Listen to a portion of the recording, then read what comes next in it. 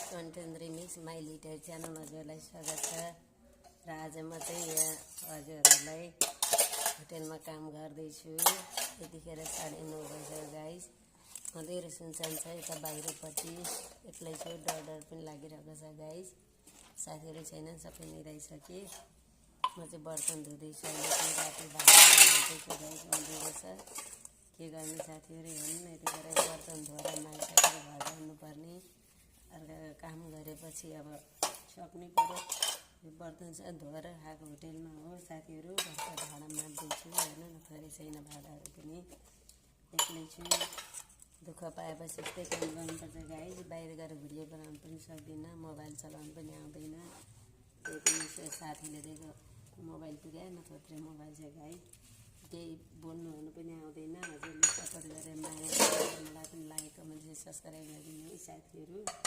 केही भन्नु पनि आउँदैन, मैले पनि अहिले जानेको छुइनँ। सिकेर जाने भने त म पनि हजुरलाई सपोर्ट गर्नेछु।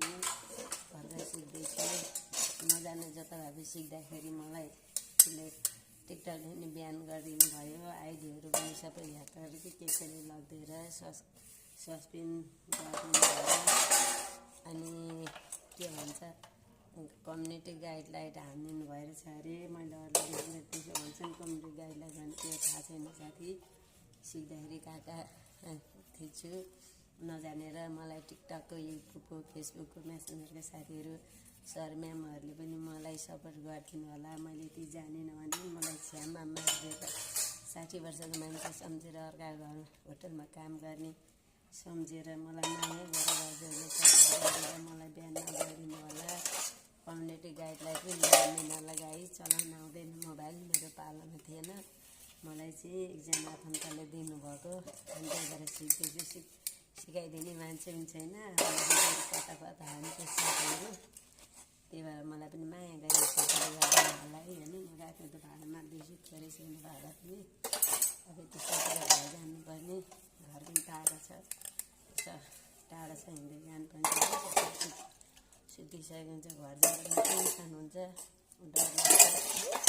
मान्छे दुःख पाएर राति राति काम गर्नुपर्छ। सबै सासुहरू पनि सबै सुतिसके। मजाको बर्तन भाँडा माझिसकेर जानु पर्यो। घर पनि टाढो छ, यहाँबाट हिँड्दै जाँदाखेरि 15-20-25 मिनट जति लाग्छ, पर पर्छ। अनि छिटो छिटो गर्दैछु। यसो बोल्ने साह्रेकले डर लाग्छ नि, तपाईँ चाहिँ यसो बोल्दै भिडियो बनाएको गाइस। खाएको भने फेरि जस्तो बाई।